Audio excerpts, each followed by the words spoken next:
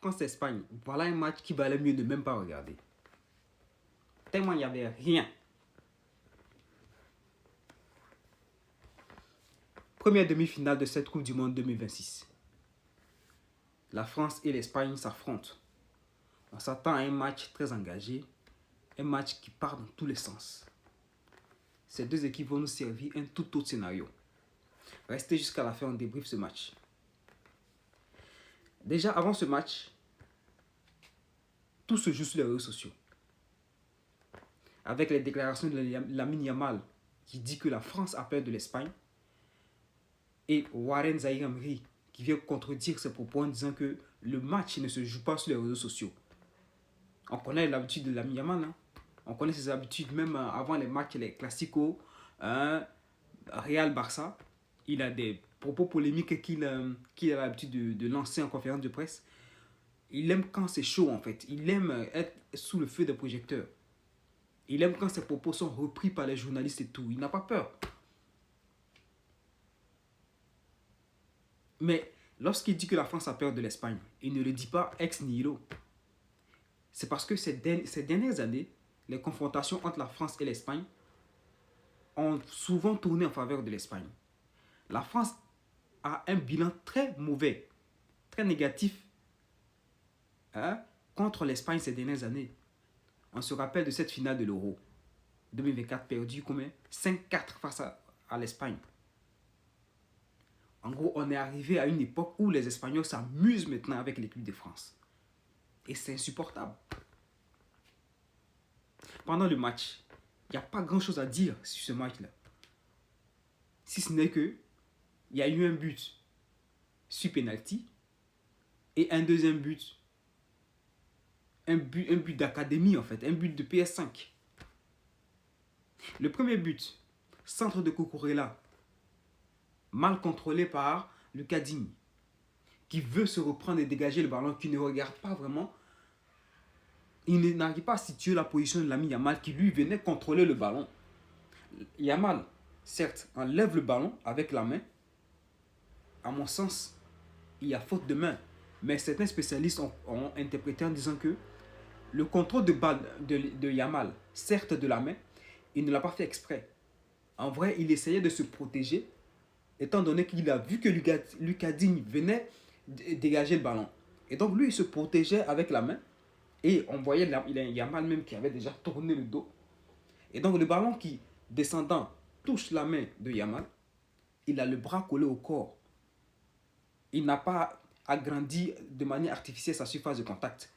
Du coup, il n'y a pas faute. Et là, Lucas Digne, qui pensant frapper le ballon, frappe Yamal, bah, penalty. Un penalty inutile, ridicule en fait. Et même les minutes qui ont suivi, les Français se sabordent tout seuls.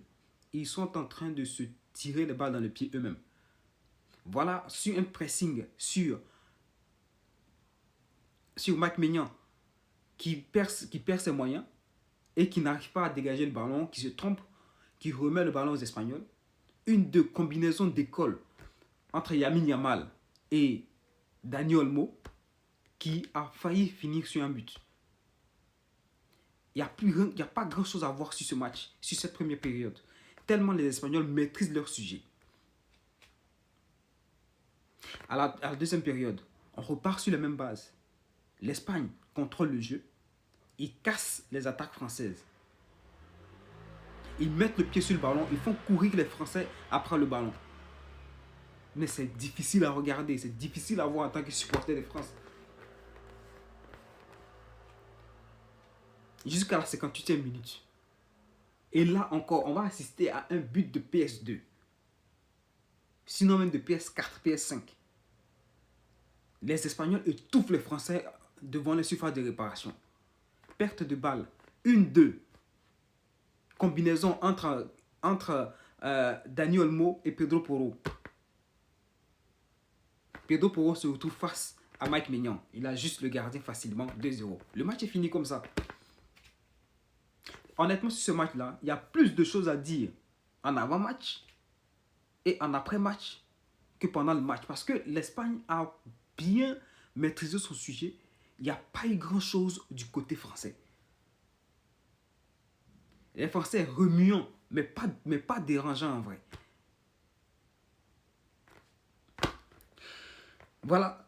Mes impressions, comme toujours, hein, après match, qu'est-ce que je peux dire sur ça? Donner mes impressions hein, de ce que j'ai pensé de ce match. Bah, match très maîtrisé par l'équipe d'Espagne. Hein. Un match très très maîtrisé. On va dire que ce sont les meilleurs qui ont gagné. Voilà, ce sont les meilleurs qui ont remporté ce match. Les Bleus sont tombés sur plus fort qu'eux. Faut pas qu'on se mente. Les Français sont tombés aujourd'hui sur plus fort qu'eux. On n'a pas reconnu les quatre de devant. Les quatre fantastiques. Ni Mbappé, ni Michael Olise, ni Désiré Doué, ni Ousmane Dembélé. On ne les a pas reconnus. Ils étaient muselés du début jusqu'à la fin. Mais du côté espagnol, quelle défense! On avait l'impression que tout était aligné en leur faveur. Des ballons contrés ici, des pieds qui enlèvent le ballon, des bras qui enlèvent le ballon, mais tout était en leur faveur. Et tout était le contraire pour la France, ou tout était contre la France. Comme ce penalty-là, qui est arrivé à un moment où on ne l'attendait pas vraiment. Et le match, il faut le dire, le match s'est terminé dès ce penalty parce qu'il n'y avait plus rien. Dès ce penalty, le match était terminé, l'arbitre pouvait siffler la fin du match, tiens, on rentre chez nous, chacun rentre chez lui et c'est bon. À un moment, on avait l'impression que la France jouait contre elle-même. Des pertes de balles inutiles, des combinaisons désespérées, des frappes désespérées, sans ambition. Finalement, le résultat, c'est ce qu'il est. On avait des ballons perdus bêtement, des ballons perdus face à la surface de réparation. Le gardien qui a du mal à se situer, qui donne le ballon à l'adversaire. On n'a pas vu une France vraiment intéressante aujourd'hui. Plusieurs joueurs étaient en difficulté. Et sinon, ils étaient tous en difficulté. Un match horrible de la part de Lucas Digne. Un match à oublier de la part de Lucas Digne. Tout a commencé déjà avec la blessure de William Saliba. Déjà, c'était très mal parti pour l'équipe de France. Et même l'addition aurait pu être salée. Hein. L'addition aurait pu être salée. Après le deuxième but, là, Yamal qui avait ouvert le score sur un enchaînement magnifique. Mais heureusement pour les Bleus que c'était hors-jeu. Bon voilà, ce qu'on peut retenir de ce match, bon voilà. Hein. C'est plus de regrets pour l'équipe de France qui n'a pas su être dangereuse. On n'a pas vraiment reconnu nos Bleus. On n'a pas reconnu cette équipe de France qui faisait peur aux adversaires. Même Ryan Cherki l'avait dit que jusqu'ici les adversaires avaient peur de la France. Mais cette fois-ci, la France est tombée sur une équipe qui n'a pas peur du tout. L'Espagne a été supérieure physiquement, supérieure mentalement, supérieure techniquement. Sur tous les plans, en termes de stratégie, comment casser le rythme, l'Espagne a été au-dessus de la France, il faut le reconnaître. Du coup, on retient que l'Espagne a en finale, une finale qui se jouera soit face à l'Argentine ou face à l'Angleterre. On sera là déjà demain pour débriefer Argentine-Angleterre. Vous pouvez me laisser vos pronostics déjà en commentaire. Je vous répondrai comme toujours. N'hésitez pas les gars à vous abonner, ceux qui viennent d'arriver sur cette chaîne.